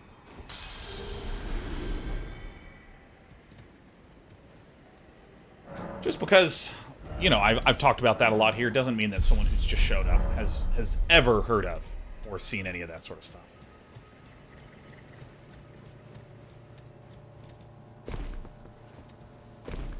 Plus, it's one of my favorite things to talk about. Why don't you, couldn't you, just, shouldn't you? These types of questions that begin with a negation put a very minor onus on the other person. And often, this is rooted in a thought process that might not be what the other person is experiencing. Like, it might not be what I'm experiencing. But the thought process is, you know, like, I'll use summons as an example. Someone watches me play through this, they see the little summon sign, which you'll see in a second. It's right. It's right. Where is the summon sign? There it is. There's the little. I thought I rolled in time. We'll see that summon sign and go, huh, yeah, I just keep seeing Sean not using summons. Oh, okay, so I bet he's going to use summons here, and then I don't use summons. And it's easy to go, huh, why is he not using summons? Right, it's a very natural way to begin a question. Now, the reason that I encourage people to be a proponent of not speaking like this. Oh, I had my life gain thing removed. The reason I'm a proponent of people not using this kind of construction is, again, it puts an onus on me, or the listener, to step into your thought process. So, for instance, you know, like, why aren't you using summons? Can actually be rephrased as, I would use summons here. Or, I haven't seen Sean use summons this entire time. I'm curious if there is a reason. Notice that there's a subtle difference between I'm curious if there is a reason versus why aren't you, which presumes that I have a reason. And it's actually really interesting. I encourage you all in a safe environment to try this out. If you ask someone, why didn't you?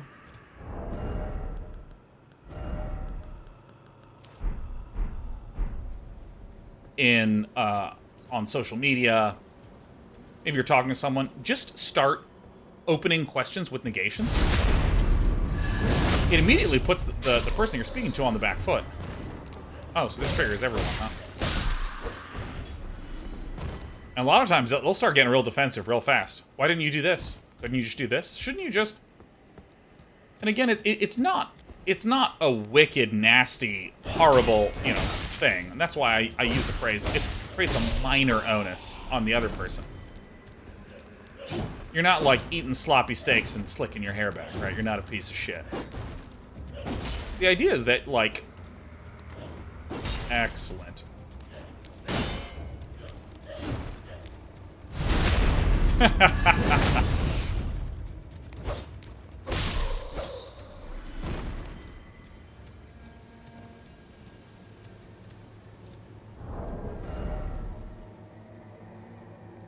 Let's see here.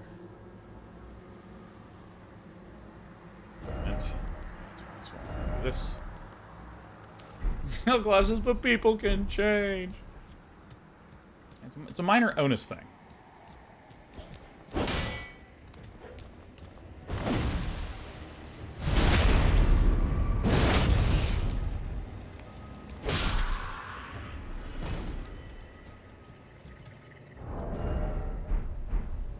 I do have to do this.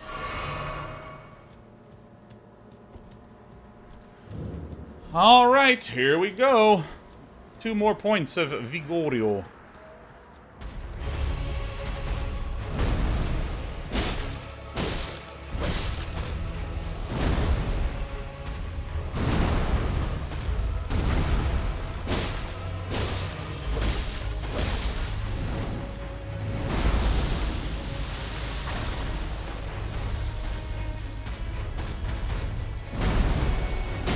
Oh, fuck!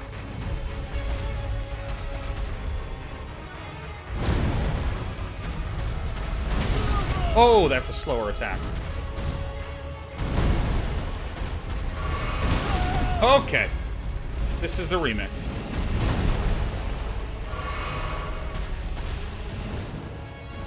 I'm gonna go back to my coward's corridor over here. Alright, that fucking sucks. See if I can get away with not healing. Okay.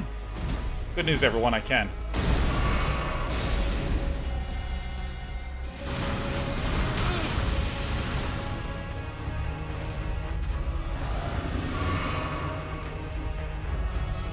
It's me, Bubble Sean.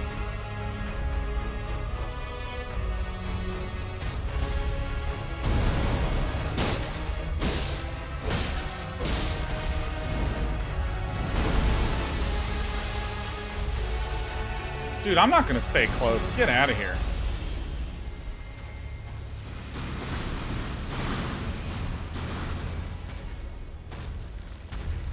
Oh, shit. Didn't really knows all the cheese locations, huh? Oh, you come way the fuck out here, and then you shoot me with laser beams like a dick.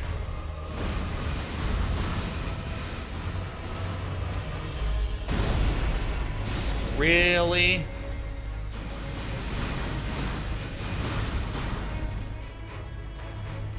Are you done?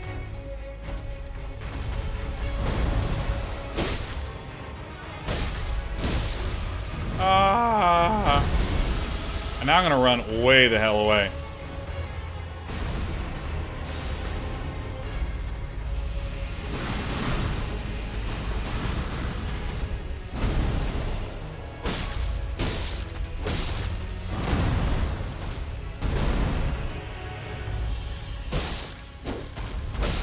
Ah!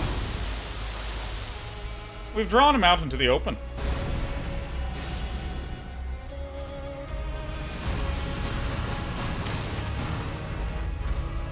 Holy shit! Camera souls.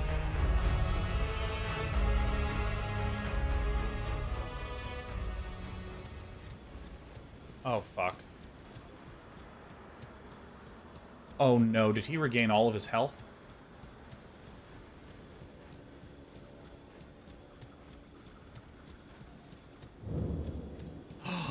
He didn't. He didn't. Excellent. Let's get hit by his first attack, huh? You jerk.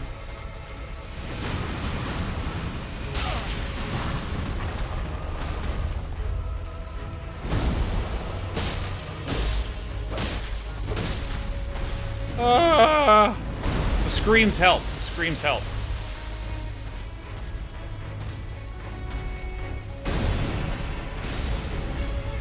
Ah! No, I hate this ability. Oh, I ran out of space.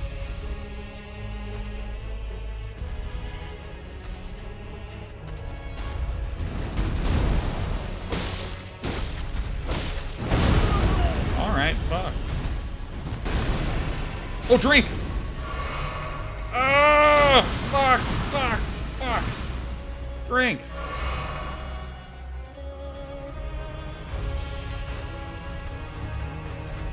Run up.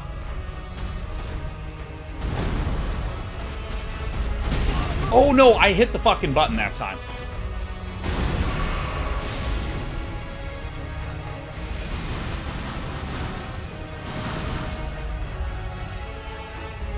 Ooh, I really gotta use the restroom.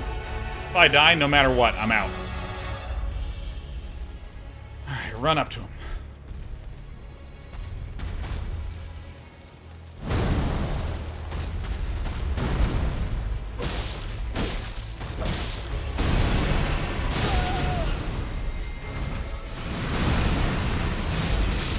Fuck! Alright. I have an idea for tomorrow. We get on the horse when that happens. We get on the horse. We get on a horse. So we are going to just... Wait, let's see here. Oh. Let's go. Ooh, I'm having some ingestion. So we're going to go to System.